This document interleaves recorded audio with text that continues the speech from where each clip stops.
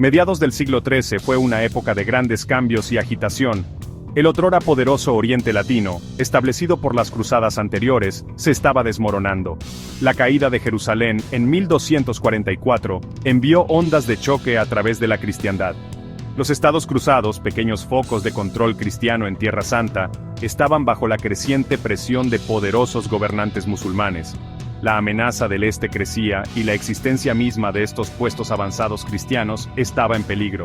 La Europa occidental, aunque no estaba directamente amenazada, estaba profundamente preocupada por estos acontecimientos. Tierra Santa tenía un inmenso significado religioso para los cristianos. Su pérdida fue vista como un golpe a la cristiandad y una señal de la menguante gracia divina. El papado, muy consciente del peligro y de la necesidad de una respuesta unificada, convocó una nueva cruzada. Se instó a los fieles a tomar las armas, defender la cristiandad y recuperar lo que se había perdido. En Francia, un rey devoto y ambicioso respondió a la llamada. Luis IX, conocido por su piedad y su sentido de la justicia, había albergado durante mucho tiempo el deseo de embarcarse en una cruzada. Afectado por una grave enfermedad en 1244, Luis IX hizo un voto solemne. Si se recuperaba, lideraría una cruzada a Tierra Santa. Su recuperación, vista por muchos como un milagro, solo fortaleció su determinación. El compromiso de Luis IX con la cruzada iba más allá del celo religioso. Era un gobernante astuto, consciente de las implicaciones políticas de tal expedición. Una cruzada exitosa no solo aumentaría su prestigio, sino que también expandiría la influencia francesa en el Mediterráneo. Los preparativos comenzaron en serio. Se encargaron barcos, se reunieron suministros y caballeros de toda Francia, y más allá acudieron a la bandera del rey francés. Luis IX, el rey piadoso, estaba decidido a liderar una cruzada exitosa, a cumplir su voto y a asegurar su legado. La octava cruzada, a diferencia de sus predecesoras, no tuvo como objetivo directo Tierra Santa. Luis IX, asesorado por sus consejeros, optó por una estrategia diferente. Puso su mirada en Túnez, una poderosa ciudad-estado musulmana en el norte de África. La elección de Túnez fue estratégica. La dinastía Hafsí, gobernantes de Túnez, eran conocidos por tener vínculos con el reino cristiano de Sicilia, un aliado potencial para Luis IX. Además, la captura de Túnez proporcionaría una valiosa base para futuras operaciones en Tierra Santa. En 1270, una vasta flota que transportaba al ejército cruzado zarpó del puerto de Aigues-Mortes, en el sur de Francia. El viaje a través del Mediterráneo fue peligroso, plagado de tormentas y la constante amenaza de enfermedades. A pesar de las dificultades, el ejército cruzado, unido por la fe y la perspectiva de la gloria, se mantuvo firme. Su destino, Túnez, la puerta de entrada a sus grandes ambiciones. La llegada de los cruzados a Túnez se encontró con una feroz resistencia. El gobernante Hafsí, Muhammad I al-Mustansir, al no haber recibido notificación previa de las intenciones de Luis IX, se negó a entregar su ciudad. Los cruzados sitiaron Túnez, con la esperanza de una rápida victoria. Sin embargo, las defensas de la ciudad resultaron formidables, y los defensores, decididos a repeler a los invasores, se defendieron con tenacidad.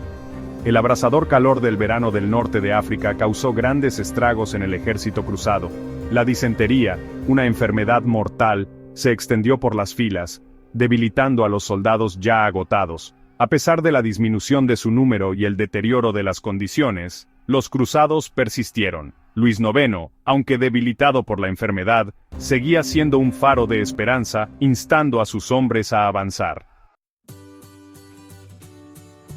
Sección 5. El precio de la ambición. La muerte de Luis IX. Sin embargo, el destino tenía reservado un cruel giro para el rey enfermo. Luis IX, ya debilitado por la enfermedad, sucumbió a la disentería el 25 de agosto de 1270, pocas semanas después de llegar a Túnez. Su muerte, un golpe devastador para la cruzada, sumió al campamento francés en el caos. Sin su carismático líder, la voluntad de luchar comenzó a menguar.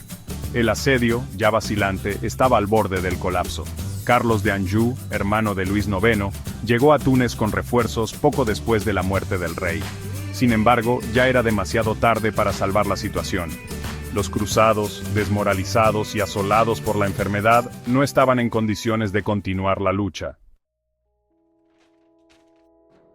Sección 6. Legado de pérdida. Las consecuencias de la cruzada. Las negociaciones con los hafsíes resultaron en una tregua. Los cruzados, a los que se les permitió retirarse con sus fuerzas restantes, abandonaron Túnez derrotados y descorazonados. La octava cruzada, plagada de desgracias y tragedias, había terminado en fracaso. El cuerpo de Luis IX, conservado en especias, fue devuelto a Francia, donde fue enterrado en la Basílica de Saint-Denis. Más tarde fue canonizado por la Iglesia Católica, convirtiéndose en San Luis IX, un testimonio de su piedad y devoción. El fracaso de la octava cruzada tuvo consecuencias significativas. Marcó la última gran cruzada hacia el este.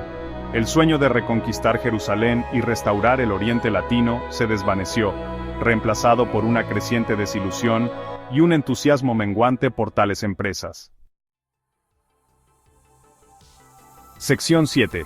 Ecos en el tiempo. Recordando la octava cruzada.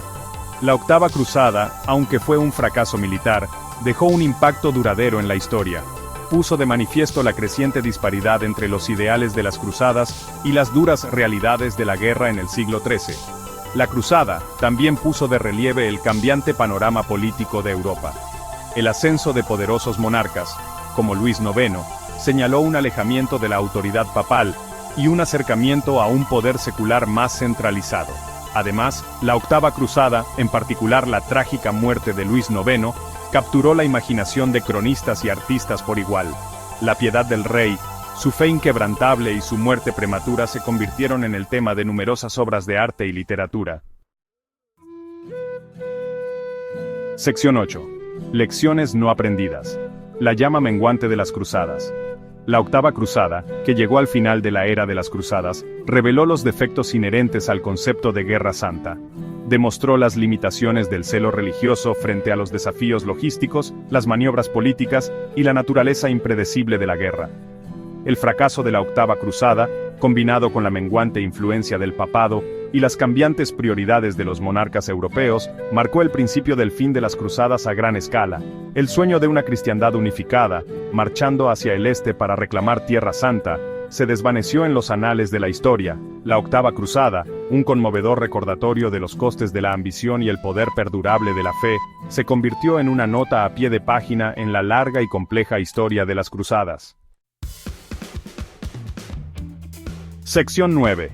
Conclusión. La octava cruzada en el tapiz de la historia. La octava cruzada, aunque a menudo eclipsada por sus predecesoras más exitosas, ocupa un lugar significativo en la historia. Sirve como recordatorio del perdurable atractivo de Tierra Santa, la compleja interacción entre fe y política, y el coste humano del conflicto. Si bien la cruzada no logró sus objetivos militares, dejó una huella indeleble en el curso de la historia, moldeando el destino de las naciones y dejando un legado que sigue resonando hasta nuestros días. La historia de la octava cruzada, una historia de ambición, fe y en última instancia, tragedia, sirve como un conmovedor recordatorio de las complejidades del pasado y el poder perdurable de la creencia humana.